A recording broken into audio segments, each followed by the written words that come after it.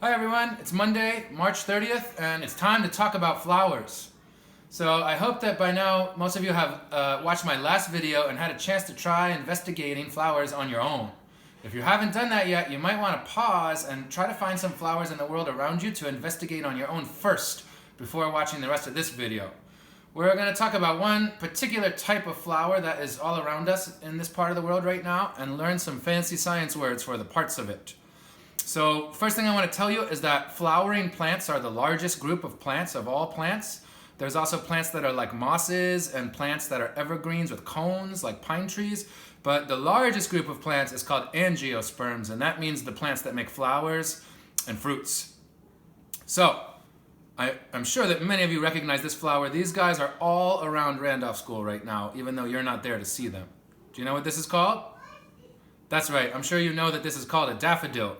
So daffodils are one of many types of flowers. They have some parts same as other flowers and some parts different, but we'll learn all we can about the parts of a daffodil today. So first I'm going to show you this whole flower and see some things we can see from the outside.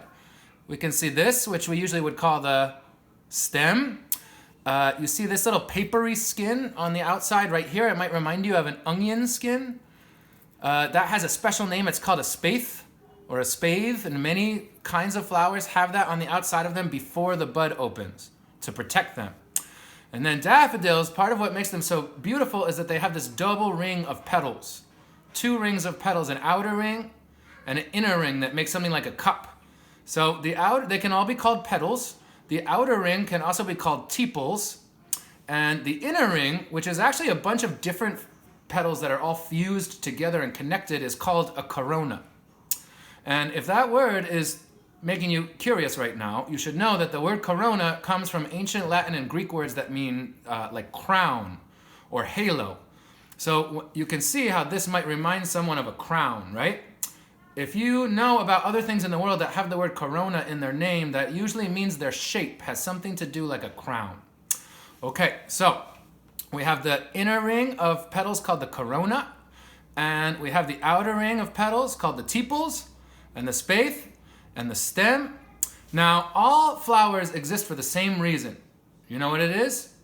It has something to do with making pollen, transporting pollen, making seeds, and making fruits. So every flower and every part of a flower helps to do one of those jobs, something about pollination or about developing seeds. And to learn more about that, we have to look more closely inside the flower. So let's see, maybe this will work like this. You think it's better on this? Let's try this one. All right, so inside the corona of this daffodil, the thing that is right in the center and that is sticking straight out at you and that looks kind of like a little platform, that's the female part of the plant. That outer thing that I'm touching right there, that's called the stigma. It's a little bit sticky and its job is to catch pollen. And then the stigma is connected to this long tube called a style. The style carries pollen that lands on the stigma all the way down the flower to this little round thing at the bottom that's called the ovary. And guess what the ovary is for? The things that are going to become seeds are in there already right now, and when pollen touches them, it develops into seeds. This is the part of the flower that's going to be left after the petals and everything else are gone. All right, now down here on the floor in my impromptu science lab, I'm sorry if the light is not so good here. I'll remind you at the end that you can always look on the internet or try to find a daffodil around you and get a better view at home. Okay, so coming in close down here, we have a daffodil that I dissected. I used an X-Acto knife. If you want to try this at home, please make sure that you have adults helping you, and I cut it in half. This is called a cross-section, and it's a great way to learn about anatomy and science. So coming into this daffodil, you can see, again, the outer tepals, and the inner corona of petals, but now we can see all these parts that are involved in pollination and fertilization inside. So this is what I just showed you. This thing all the way at the top, this whole big thing is the female part of the plant. This is called the stigma, and that's where the pollen lands, and then this long thing is called the style, and that's how pollen travels down through a tube down to here, and this is going to be hard for you to see, but this is the ovary cut in half. And there's all these little teeny tiny white specks in there. Those are the future seeds. Right now they're called ovules because they have not developed into seeds yet. But all these little teeny white specks, there's maybe hundreds of them in here, I'm not sure, are future seeds. All right, now over here, I have another piece of the section I cut out to show the male parts of the plant. So it's very hard to see in this one because everything's yellow and it blends in together. But in a ring around this one stigma and style in the middle are all the male plants, the parts that make the pollen. Here's one of them all together connected to the other half of the ovary. So this thing at the top looks like a little dusty. That dust on there is what? What's that little stuff that's usually yellow, kind of powdery? That's right, that's called the pollen. So that thing up there that is making the pollen is called the anther. And just like the female part, it's connected to a long thing that holds it up. This thing is called the filament. The job of the filament is just to hold the anther up as high as possible so it's easy for the pollen to get out. And these things are not connected by a tube to the ovary, because this is not the way the pollen gets in, but you can see that they come up from the base of the plant. So this is the male part of the plant again. This is where the pollen is made. It's called the anther. This is what holds up the anther. It's called the filament.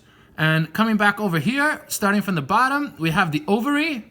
This whole big thing is called the ovary. Inside it are tons and tons of teeny tiny little ovules that are going to become seeds. And this big thing in the middle here, the female part of the plant, is called the style. That's what holds it up. And the stigma on top. Okay, so those are some words to help you describe in scientific terms, in botanical terms, the parts of a daffodil and how they look.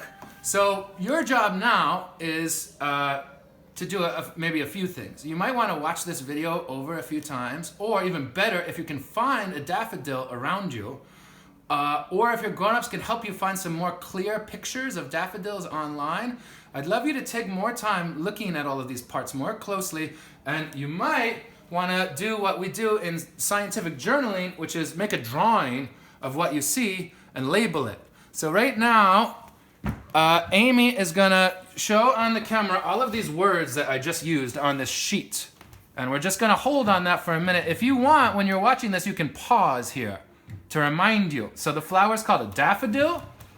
We know that it has petals, a couple of kinds, the corona and the tepals.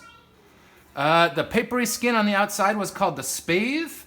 The female parts are the stigma, that's the top of it, and the style, the long tube. Those two things are connected to the ovary, that kind of round, fat, green thing at the bottom of the flower. Inside the ovary are the ovules, the tiny little specks that are going to become seeds. And then around the female parts of the plant are many male parts. The top is called the anther. That's where the pollen is before it comes off. The anther is held up by a filament, right? And what I forgot to mention actually is that the anther and filament together are called the stamen. So this whole thing right here is called the stamen. And I'm going to leave you with that, but just to give you a sense of some of the diversity in plants and flowers, before you go, I want to show you two more things. So here is another daffodil I found in my yard. And as you can probably see, it looks very, very, very different from this one. So this one is a mutant. You might hear that word a lot. In flowers, it's often a nice thing, at least for gardeners. So the reason why this is a mutant, it has triple layers of all the petals.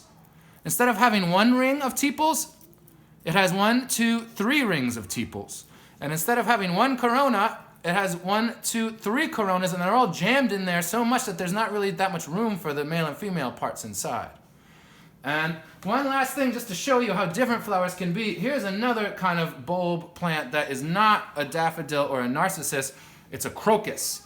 And if you look in this crocus, first of all, the petals are very different. And they're not really rings. And holy moly, look at that stigma. It looks like some kind of big feather thing. It is so, so, so different from the daffodil. And also, peeling back these petals, you can see these anthers and filaments. The stamen is very different on a crocus from a daffodil. The anther is huge. It has tons of pollen on it. It rubs off on your finger. And the filament is not so big. Okay, so thanks for taking some time to look closely at flowers with me. I encourage you to make drawings and study those words. Maybe you can quiz someone in your house and see if you can remember. And you also can always use the computer and books to look up more information about what all of those parts are for and how they work. So thanks for tuning in, and let's see, maybe next time we'll talk about bulbs. Bye!